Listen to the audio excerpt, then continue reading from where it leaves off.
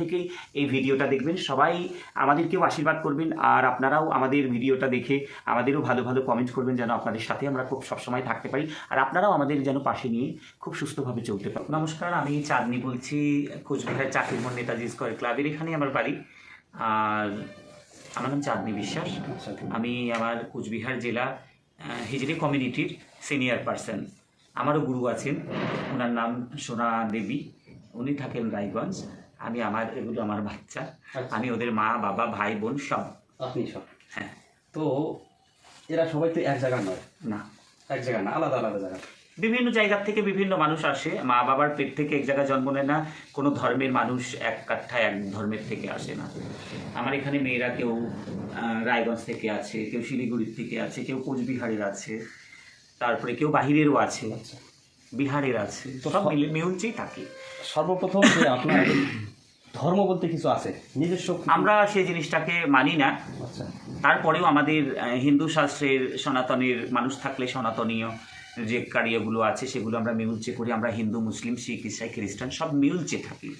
আমরা এক ধর্মের মানুষ থাকি না। আমার কাছে মেয়েরা হিন্দু আছে, মুসলিমও আছে, খ্রিস্টানও আছে, আবার সব ধর্মের মানুষও আছে আমার কাছে। আমরা সব মিলচেই থাকি, আর আমরা প্রত্যেকটা ধর্মের প্রত্যেকটা জিনিসকেই অ্যাকসেপ্ট করি। দুর্গাপূজা এলে দুর্গাপূজার উৎসব খুব ভালো করে মানাই। তারপরে আমাদের ঈদ এলে, রোজা এলে, রোজা চলছে, রোজার সময় খুব ভালো আমরা রোজা থাকি। আমরা দুর্গাপূজার সময় নবরাত্রিতে আমরা উপাস থাকি। তো আমাদের প্রত্যেকটা জিনিস, আমাদের জন্য কোনো ধর্ম ছোট নয়, ধর্ম সবার উপরে সবার আগে, ঈশ্বর সবার জন্য এক। আচ্ছা। তো ঘটনা হচ্ছে এখানটা থাকেন কজন? এখানে আমার কাছে, আমার এই বাড়িতে আছে 20 জন। এটাও আমার একটা আশ্রম। ভালোই, আমার পুরো কমিউনিটির মানুষের এই বাড়িটা, এই কমিউনিটির মানুষ এই বাড়ি করে দিয়েছে, করেছি আমরা সবাই মিলে।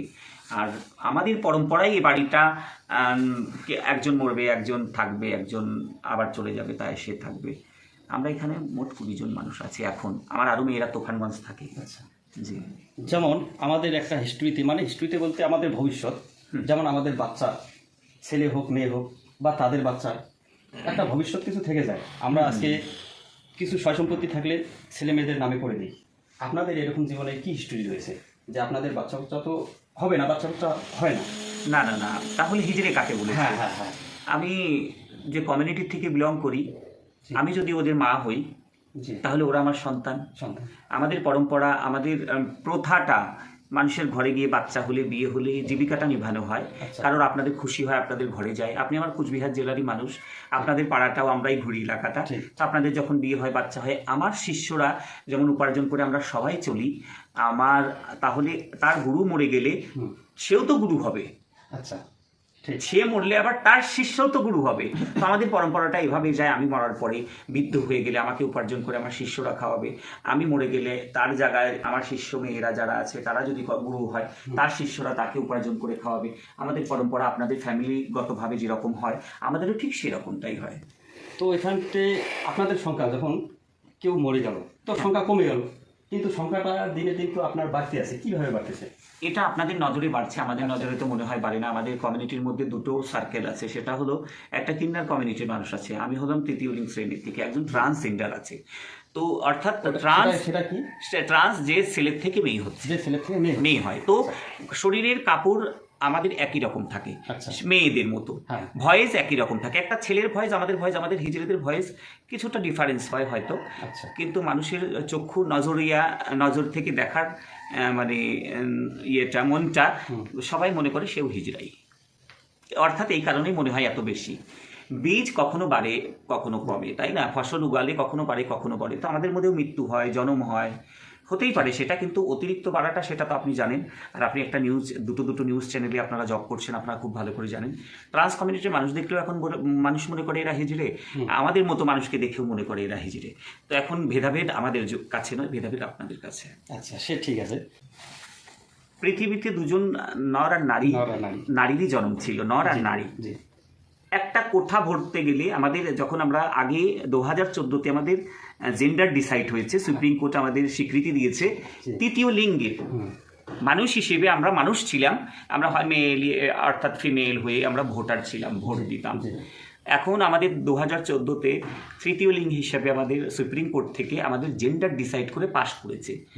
আর একটা কথা তখন থেকে আমরা লিঙ্কটা বসাতে পারছি। তো এখন কোঠা দেখলে মেল আর ফিমেলই ছিল, তৃতীয় লিঙ্গ ছিল না। এখন তার পাশে এখন একটা জায়গা খালি থাকে, আমরা সেই জায়গাটাকে পূরণ করি, মেল ফিমেল তৃতীয় লিঙ্গ, হ্যাঁ না, জেন্ডারটা দিয়ে দিই। তো আমাদের মধ্যে বিষয় হয়েছে এটা, আমের গাছ ফেড়ে কিন্তু আমের গাছ বের হয় না, আম পাকলে আমের বিচির থেকে আমের গাছ তৈরি হয়। তো অর্থাৎ মানুষ থেকেই আমাদের জন্ম, আমরা নর্মাল মানুষের পেট থেকেই আসি, আমাদের বাবা মা সুস্থ সফল, আর সবারই বাবা মা সুস্থ সফল, আমরা নর্মাল হই না। অর্থাৎ আমাদের হিজড়ে বলার একটাই অর্থাৎ, আমাদের মেয়েদের যে জিনিসটা থাকে সেই জিনিসটা আমাদের মধ্যে হয় না। আচ্ছা, এর জন্য আমাদের হিজড়ে বলা হয়। আর হিজড়ে একটা শব্দ হলো পবিত্র। এই মানেটা, এই কথাটা অনেকেই হয়তো জানি না। হিজড়ে ভাষাটা হলো পবিত্র, হিজড়েদের পবিত্র বলা হয়, মঙ্গলমুখী বলা হয়। আচ্ছা, রাস্তাঘাটে আমরা সময়তে দেখি যে আপনারা কীরকম 2 হাত তালি দিয়ে, হ্যাঁ 2 হাত তালি দিয়ে ভাই দাদা 10 টাকা দিন, 50 টাকা দিন, 100 টাকা দিন একটা বলে থাকেন। তো এইখানতে 2 হাত তালি দেওয়ার কারণটা কি? 2 হাত তালি না দিলে তো আমাকে মেয়ে মনে করবে, হিজড়ে তো মনে করবে। আচ্ছা, 2 হাত তালি না দিলে মেয়ে মনে করবে। তালিটাই হলো আমাদের পেহচান, পরিচয়, এটাই আমাদের পরিচয়। হিজড়ে জন্ম নেওয়ার সাথেই নিজেকে যখন চিনতে পারে তখন সে তালির থেকেই শুরু হয়। তালিটাই আমাদের প্রধান উদ্যোগ, যে মানুষ আমাদের পরিচিতিটা দিতে পারে যে আমি হিজড়ে। না হলে হাত বাড়িয়ে চাইলে একটা ভিখারিও হাত বাড়িয়ে চায়, ঠিক, হ্যাঁ, সে তো তালি বাজাচ্ছে না, ঠিক ঠিক, হিজড়েরাই তালি বাজায়। তো এখানতে মানে আপনারা যে সবাই রয়েছেন, এখানটা আপনাদের মধ্যে কেউ মানে একজন পরস্পরকে বিয়ে দেওয়ার মতো এরকম কোনো সিস্টেম রয়েছে? না না, যদি থাকতো তাহলে কে কারোর আপনাদের শখে, আমি বলে দিই আপনাকে কথাটা, আপনি প্রশ্ন করেছেন। আমি মানুষ, আমার মন আছে, আমি মানুষকে ভালোবাসতে পারি। যদি ভালোবাসা না হতো আমরা এতগুলো মানুষ নিয়ে থাকতাম না। কিন্তু ভালোবাসার জিনিসটা আমাদের ভিতরে জেগে ওঠে, বিয়ের সিচুয়েশনটা কখনোই জাগে না। কেন? ভালোবাসাটা তো মন থেকে হয়, মন বলতে কিছু নেই, মেমোরির থেকে আমাদের দিলের মধ্যে যায়, তবেই আমাদের ভাষাটাকে আমরা মুখ থেকে প্রয়োগ করতে পারি, তাই না? তো আমাদের বিয়ের সিচুয়েশনটা কখনোই আসবে না। আমরা মা বাবাকেও তো ভালোবাসি, তো এরকম আমাদের বাচ্চা কাচ্চাকেও ভালোবাসি আমরা। তো ভালোবাসাটা তো দিমাগ থেকে হয় না। মন বলতে কি আছে? মন আবার কোনো কিছু দেহের ভিতরে তো মন থাকে না, লিভার থাকে, কিডনি থাকে, হার্ট থাকে, এগুলোই থাকে। মন তো আমাদের বানানো একটা কথা। তো মন বলতে তো কিছু নেই, আমাদের হার্ট থেকে দিমাগ থেকে আমাদের এটা ভালোবাসা তো ভাই বোন সবার উপরেই জেগে ওঠে। বিয়েটা বাকি, বিয়ে যদি হিজড়েদেরই হতো তাহলে মেয়েরা আজকাল আইগুলো কেন ঘরে বসে আছে? কথা ঠিক, হ্যাঁ না, আমি বলছি যে শখের বসে না, কখনোই না। যে এগুলা বিয়ে শাদীর ব্যাপারটা করে তাদের সেক্স মেয়েদের নয়, সে হয় গে হবে, না হলে সে ট্রান্স গার্লস হবে, এরকম কিছু হবে, হয়তো জেন্ডার চেঞ্জ করে সে বিয়ে করতে পারে, সেটা আলাদা ব্যাপার। কিন্তু হিজড়েদের কখনো বিয়ে হবে না। তো আপনারা এত টাকা কামান, টাকা কিন্তু প্রচুর কামান, এই টাকাগুলো আপনারা করেন কি? আমাদের প্রচুর কামাই, এটা মানুষ হয়তো দেখে, কিন্তু একটা বাড়িতে 25 বছর পরে একটা ছেলের বিয়ে হয়, মেয়ের বিয়ে হয়, তখন আমরা যাই, তাই না? তারপরে একটা বাচ্চা নিলে বন্ধ, কামাই আছে আমাদের, চলে যায়। আমি একজন সোশ্যাল ওয়ার্ক, সমাজসেবী অ্যাক্টিভিস্ট। আমাদের নিজেদেরও আশ্রম আছে, আমাদের মাথাভাঙ্গাতেও আমাদের কমিউনিটির আশ্রম আছে, আর আমাদের আরও আশ্রম আছে। আমরা গরিব দুঃখীদের মধ্যেও দিই, অনাথ বাচ্চাদেরও পালি, মন্দির মসজিদ সব জায়গায় যে যেরকম সেখানেও দেওয়া হয়, কারোর মেয়ের বিয়ে হয় সেখানেও দেওয়া হয়, গরিবের মেয়েদের, হ্যাঁ অবশ্যই। আমাদের সমাজসেবী হিসেবে যতটুকু হয় করি, আমাদের যেরকম উপার্জন আমরা খেয়ে সুস্থ হয়ে বেঁচে থেকে প্রত্যেকটা মানুষকেই সমাজসেবী হিসেবে দান করি। যাই হোক, আপনাকে তো মাসি বললাম, এনাদের কি বলবো? এরা হলো আমাদের শিষ্য মেয়ে। তাহলে আপনাদের দিদি হবে। তো দিদি, আপনার নামটা সর্বপ্রথম আমরা কিন্তু এসে দিদিকে দেখা হয়েছি। হ্যাঁ হ্যাঁ হ্যাঁ। তো দিদি, আপনার নামটা একটু বলেন। আমার নাম ঝিনুক। আচ্ছা, তো আপনি এখানটায় থাকেন, একসঙ্গে কতজন বললেন যেন? 20 জনের মতো। 20 জন থাকেন। আপনাদের জীবনে কিরকম অনুভূতি হয়, মানে আনন্দ উৎসব বা সুখ দুঃখ এরকম কি? মানুষের জীবনে সুখ দুঃখ থাকে, সে আমার হোক, আমি একটা টাকা পয়সা থাকার পর, আমি একটা তৃতীয় লিঙ্গের মানুষ, হ্যাঁ, আমার মনেও দুঃখ আছে, সুখ আছে, সবই আছে, সবকিছুই আছে। আর যে একটা পুরুষ মানুষ, একটা মহিলা, তারও জীবনে সুখ দুঃখ মিলিয়ে আছে, তাই না? যে আমার জীবনের দুঃখ মনে করলে আমার জীবনের দুঃখের ছায়া কেউ হবে না, আমাদের মতন মানুষ ছাড়া, আদার্স বাইরের কেউ হবে না, তাই না? আমাদের কমিটির যারা আছে তাদেরকে নিয়েই আমার সুখ দুঃখ, আমি তাদেরকে নিয়ে আছি, অনেক হ্যাপি আছি। হ্যাঁ, আশা করি আমরা যতদিন আছি ততদিন হ্যাপি থাকবো, এরকমভাবেই থাকবো, মিলেমিশে থাকবো, বাট এই পর্যন্ত। আর আমাদের টাকা পয়সা আপনাদের থেকে। আপনারা বেঁচে থাকুন, সুস্থ থাকুন, আপনাদের থেকেই আমাদের উপার্জন। আমরা এতটুকু উপার্জন হয় আমাদের, আমরা নিজেরা চলে খেয়ে সুস্থভাবে বেঁচে থাকতে পারি। আচ্ছা, হ্যাঁ। জি দিদি, আপনার নামটা বলবেন। আমার নাম সজনী। দিদি, আপনার নামটা? আমার নাম তানিশা। আপনার নামটা? আমার নাম রিমা। একটু জোরে বলবেন। আমার নাম রিমা। আপনার নামটা দিদি? আমি বলতেছি অনামিকা। একটু জোরে বলেন। অনামিকা। আপনি যে পিছনে বসলেন তো আপনাকে দেখাই যাচ্ছে না। যাই হোক, মেসেজ আসছে। তো ঘটনা হচ্ছে আপনাদের সঙ্গে কথাবার্তা বলে আমাদের খুব ভালো লাগলো। Thank you. আর আমরা অন্তর থেকে বা মন প্রাণ থেকে বলছি, আপনাদের সঙ্গ খুব ভালো থাকুক, সামনের দিন আপনাদের আরও ভালো আসুক। আমরা চাই যে কোথাও কোনো বিয়ে বাধা বড় ধরনের কিছু হলে আমাদের নিউজ চ্যানেল থেকে আপনারা দেখতে পাবেন। তো দেখলে অবশ্যই তো আপনারা যাবেন। অবশ্যই অবশ্যই অবশ্যই, আমরাও চেষ্টা করবো আপনারাও ভালো থাকুন, আপনারাও আমাদের মতো মানুষকে আগিয়ে নিয়ে চলুন। কেন সমাজ থেকে অনেক পিছিয়ে এখনও আমরা রয়েছি, যেখানে আমাদের কোয়ালিফিকেশনের জরুরত, যা সরকার থেকে হয়তো বা যে মদতটা পায় না, কোনো না কোনো কারণে হয়তো বা আমাদের কমিউনিটিকে আপনাদের মতো নিউজ চ্যানেলগুলোই আগে নিয়ে যাবে। এটা আমরা আশা করি আপনাদের নিউজ চ্যানেল অ্যাচিভমেন্ট হোক, তার সাথে সাথে আমাদেরও যেন আগে নিয়ে যায়। যাই হোক, আরেকটা কথা ভালো খেয়াল হলো যে সরকারি থেকে, দপ্তর থেকে কোনো সময় আপনাদের কোনো সুযোগ সুবিধা দেওয়া হয় কি? না না না, এটা কোনো কিছুই নয়। সরকারি দপ্তর থেকে আমাদের কোনো মদত না, কোনো কিছু নয়। কিন্তু করোনার টাইমে আমাদের ওয়েস্ট বেঙ্গল সরকার, উত্তরবঙ্গ সরকারের তরফ থেকে খুবই হেল্প এসেছিল, এসছে, বা রাজ্য সবার থেকেও হেল্প এসেছিল, যেখান থেকেও হেল্প এসছে। কিন্তু করোনার পরে তো সবাই দুঃখী ছিল, কারোর কোনো হেল্প নেই। সবার যেন রকম রেশন ওঠে, আমাদেরও সেরকম রেশন ওঠে। আমরা যতটা রেশন প্রাপ্তি মানুষ আছি, সবারই রেশন ওঠে, অতটুকুই হলো আমাদের মদত। তো ওটা পাবলিকে যেরকম হয় আমাদেরও সেরকম হয়। না হলে আমাদের নিজের সারা জীবনের তিল তিল করে গোছানো উপার্জন দিয়ে একটা বাড়ি করি, বাড়ি এত ভালো করে সাজিয়ে রাখার একটাই মানে, আমার বাচ্চারা মানুষের বাড়িতে যখন যায় তখন তাদেরকে আমাদের মতো মানুষ 2 টাকায় উপার্জনের জন্য যখন মানুষের ঘরে যায়, তারাও হয়তো বাইরে বসতে দেয় বা তাদের সাথে নিজের ব্যবহারটাকে ভালো রাখে না, একটু অন্যরকম হয়। তো তার ওদের নিজের বাড়িতে এসে যেন সেই জিনিসটা ভুলে যায়। তো ওই জন্যই এইভাবে সাজিয়ে রাখা, যে ওরাও তো বাবা মা ছেড়ে থাকে, আমরাও তো সবাই বাবা মা ছেড়ে আমার এই বাড়ির মধ্যে থাকি, ওই জন্যই ভালো করে। কিন্তু এই বাড়িটা এত সুন্দরভাবে সাজিয়েছেন, বাইরে যখন আমি সর্বপ্রথম এসেছিলাম, বাইরে থেকেও যতটা ভালো লেগেছিল তার থেকে ঘরের ভিতরে ঢোকার পর কিন্তু আমাকে অন্যরকম লাগছে। এটা তো ড্রয়িং তো প্রত্যেকটা মানুষের ভিতরেই হয় না, আমাদের এটা শকিং। আমরা অনেক মানুষ, আমরা 20 জন মানুষ, তারপরে আমার মেয়েরা তুফানগঞ্জে থাকে, 26-27 জন মানুষ একটা বাড়িতে থাকা হয়, তাহলে তাদের জন্য একটু ভালো ফ্যাসিলিটি সবাই মিলেই আমরা করি। এটাও আমাদের একটা মনের খুশি।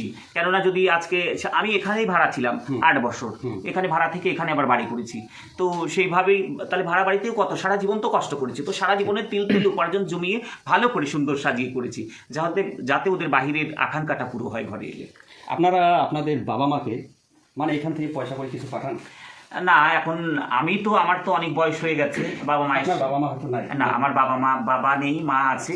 কখনো কখনো যোগাযোগ হয়, মায়ের উসিলাতে তো কখনো মিথ্যা বলা যায় না, কখনো কখনো যোগাযোগ হয়, আগে কখনোই ছিল না, এখন কখনো কখনো যোগাযোগ হয়। আর আমাদের নিউ জেনারেশন যারাই আমাদের কাছে আসে, এখন আমরা তাদেরকে একদম ডাইরেক্টলি স্বীকৃতি দিয়ে দেওয়া হয় যে তোমরা তোমাদের বাবা মাকে দেখো, হয়তো করতে পারো বা আমাদের এখান থেকেও বাড়িতে যেতে পারো। আপনাদের ভাই বোন সবই আছে, কারোর সাথে মিট হয় না, না, মন কখনো চায় না। হ্যাঁ, অনেক চাই। আপনারা ভাই বোন আছেন না, আপনাদের দুয়ারে গেলে আমাদের পিছের চাহিদাটা পূরণ হয়ে যায়। তারা যদি আমাকে না চায়, আমি জবরদস্তি তাদের কাঁধে পড়ে তো লাভ নেই।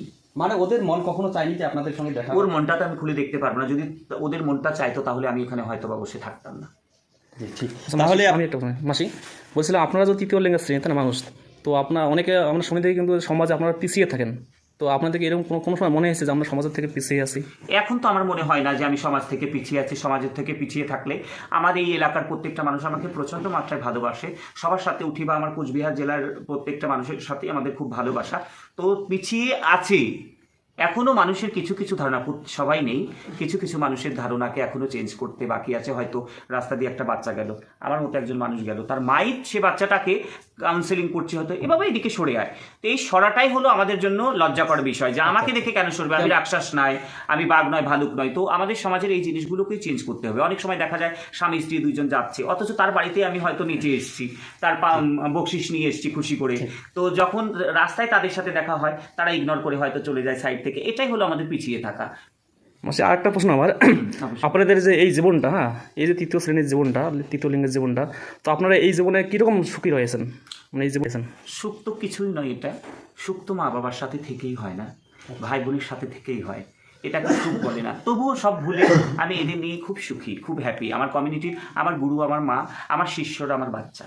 আচ্ছা, আপনাদের কোনো সময় কি মনে হয়েছিল যে আপনাদের কোন সময় জেগেছিল যে মন থেকে আমরাও ছেলে হই বা অ্যাকচুয়ালি মেয়ে হই? অবশ্যই আমাদের মন থেকে এখনো চাহাত হয় যদি মেয়ে হতাম, হয়তো শ্বশুরবাড়ি শাশুড়ির সাথে থাকতাম, আমারও ছেলে মেয়ে হতো, সুস্থ জীবনযাপন করতাম। যদি ছেলে হতাম তাহলে বিয়ে শাদী করে জব করতাম বা লেখাপড়া করতাম।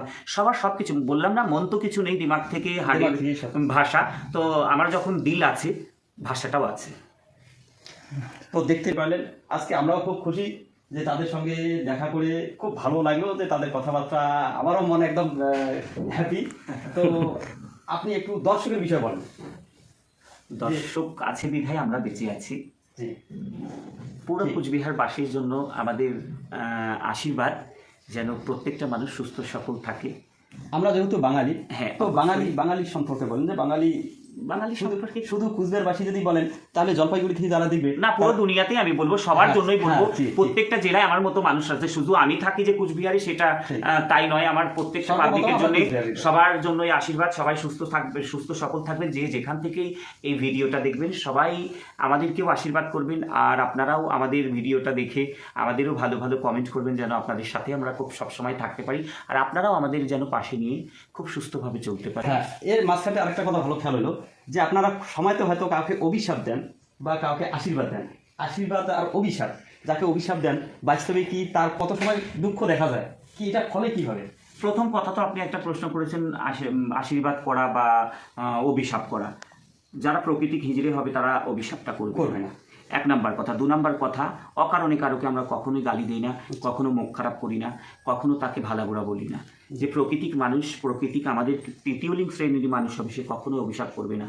নর্মাল একটা পয়সার জন্য তাকে অভিশাপ করা যায় না। সে আমার হাজব্যান্ড, সে আমার দাতা, সে আমার ভাই, সে আমার বোন, সে আমার বাবাও হতে পারে, সে আমার বড়দাও হতে পারে। সময়তে যদি কত সময়, বিশেষ করে কোনো একটা বিশেষ কারণে যদি কাউকে অভিশাপ দেন তাহলে সে কি ধ্বংস হয়? বিশেষ কারণে আমি একটা জিনিসই জানি, ধ্বংসে আমি অভিশাপ করলেও সে ধ্বংস হবে, না করলেও সে ধ্বংস হবে। কেন? আমি অভিশাপ করলেই যে ধ্বংস হবে। পৃথিবীতে ঈশ্বর বলে কেউ আছে, ঠিক। তো আমি আমার মুখ থেকে ঈশ্বরকে নালিশ করব না। সে নিজের চোখ দিয়ে দেখে ধ্বংসের পর তার জন্য থাকবে, সে আমি করব কেন? আমার মতো মানুষ যদি অভিশাপই করে দিল, সে যতই অন্যায় করুক। আপনি আমাকে না জেনে একটা থাপ্পড় মারলে আমি আপনাকে একটা থাপ্পড় মারতে পারি না, কেননা আমার সে কর্মটা নয়। আমি আপনার 10টা দুয়ারে চেয়ে খাই, কিন্তু আমাকে থাপ্পড় মারলে তার বিচারের মালিকও তো একজন আছে না উপরে। ঠিক। তো আপনারা জানতে পারলেন। আর এই ভিডিওটি বেশি বেশি করে শেয়ার করবেন, কমেন্ট করবেন, বিশেষ করে মাসিদের জন্য। Thank you so much. সবাই ভালো থাকবেন, আমাদের জন্য সবাই আশীর্বাদ করবেন, আমরাও যেন খুব ভালো থাকি। আমাদের আশীর্বাদ সবার পুরো কমিউনিটির তরফ থেকে আমরা পুরো দেশের মানুষকে আশীর্বাদ করছি। সবার সময় মঙ্গলময় হোক, সবাই সুস্থ থাকবেন, সবার বাল বাচ্চা ভালো থাক। আমাদের জন্য আপনারা আশীর্বাদ করবেন, আপনাদের বাল বাচ্চা হয়েও যেন আমরা ভালো থাকতে পারি।